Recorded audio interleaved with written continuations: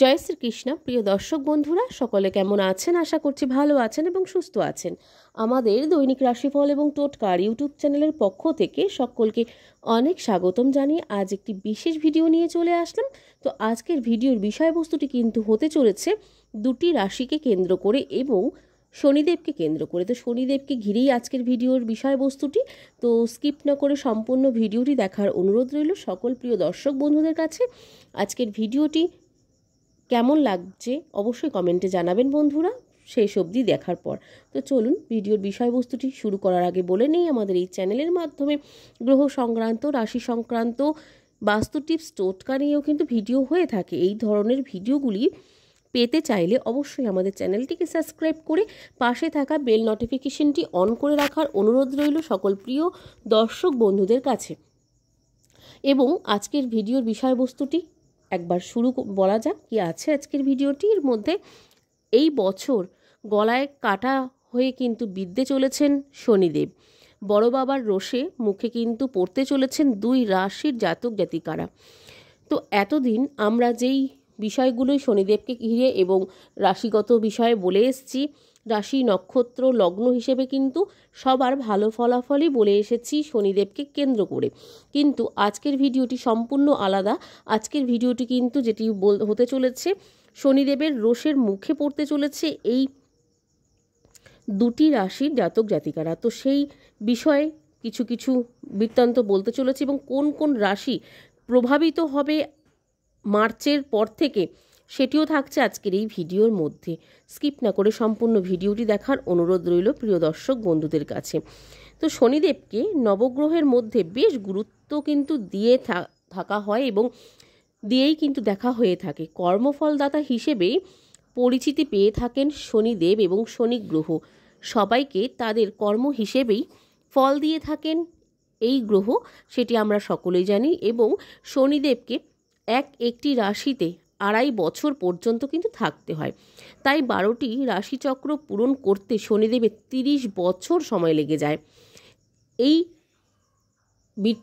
বিবরণটি, এই যে শনিদেবের যে এই বিবরণটি, 30 বছরের বেশিরভাগ সময় কিন্তু শনিদেব অশুভ ফল দান করে থাকে বলেও মনে করা হয় জ্যোতিষশাস্ত্র অনুসারে। তবে 12টি স্থানের মধ্যে অষ্টম স্থানে অবস্থানের ফলে, যখন 12টি স্থানের মধ্যে অষ্টম স্থানে অবস্থান করে থাকেন সেই কালেই 2.5 বছর শনিদেব সব রাশিতেই কম বেশি কষ্ট কিন্তু দিয়ে থাকেন বলে মনে করা হয়। এবং ঝামেলা, যন্ত্রণা, দুঃখ, কষ্ট, অশান্তি, বাধা, বিপত্তি এই সময়কালেই কিন্তু হয়ে থাকে বলে মনে করা হয় জ্যোতিষশাস্ত্র অনুসারে। এই কারণে শনিদেবের অষ্টমের অবস্থানকে কাটার সঙ্গে তুলনা কিন্তু করা হয়ে থাকে। সেই ক্ষেত্রেই কিন্তু বলা হচ্ছে কাটা হয়ে বিঁধতে চলেছেন শনিদেব এই দুটি রাশির জাতক জাতিকাদের জন্য। তুলনা এই কাটার সঙ্গে কিন্তু তুলনা করা হয়ে থাকে।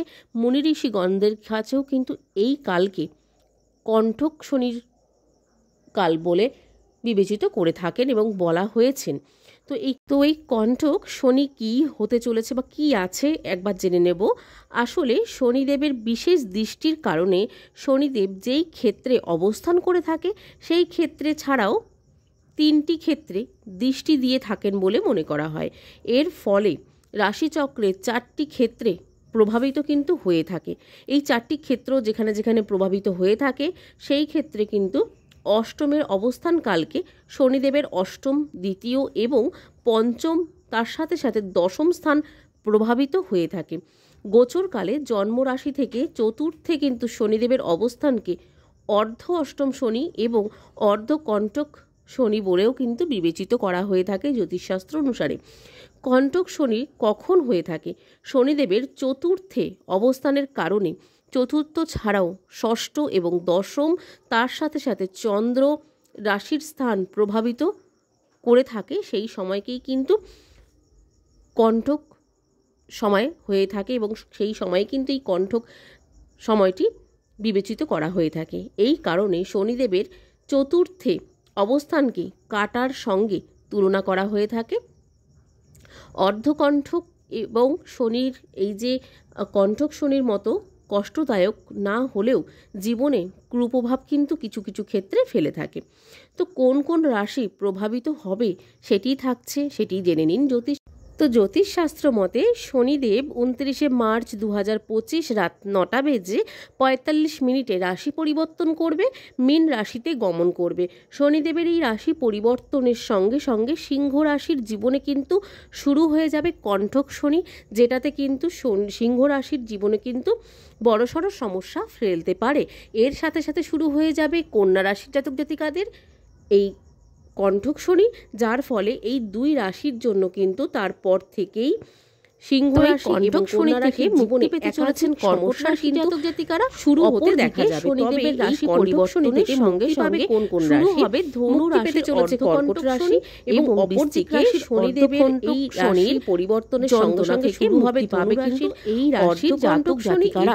তো এই রাশির জাতক জাতিকারা যেমন শনি যন্ত্রণা থেকে তার সাথে সাথে মুক্তি পাওয়া সম্ভব হবে বলে মনে করা হচ্ছে জ্যোতিষশাস্ত্র অনুসারে।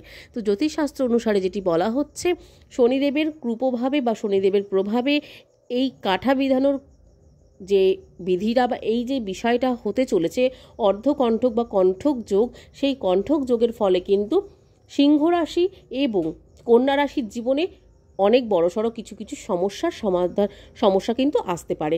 আর এইদিকে বলা হচ্ছে কর্কট রাশি, বৃশ্চিক রাশি, ধনুরাশি এই জায়গা থেকে মুক্তি পাওয়া সম্ভব হবে বলে মনে করা হচ্ছে জ্যোতিষশাস্ত্র অনুসারে। তো আজকের ভিডিওটি বন্ধুরা এইটুকুই। কেমন লাগলো আজকের ভিডিওটি অবশ্যই কমেন্টে জানাতে ভুলবেন না। ভালো লাগলে অবশ্যই একটি লাইক এবং কমেন্ট করে জানাতে ভুলবেন না কেমন লাগলো। তো যদি ভালো লাগে অবশ্যই জয় শ্রীকৃষ্ণ, জয় শনি মহারাজের জয় লিখতে ভুলবেন না আমাদের কমেন্ট বক্সে। চলুন তো প্রিয় দর্শক বন্ধুরা, আবার নতুন ভিডিও নিয়ে আসা পর্যন্ত আমাদের চ্যানেলটির পাশে থাকবেন। সকলে ভালো থাকবেন, সুস্থ থাকবেন, সাবধানে থাকবেন। আজকের মতন সকলকে রাধে রাধে।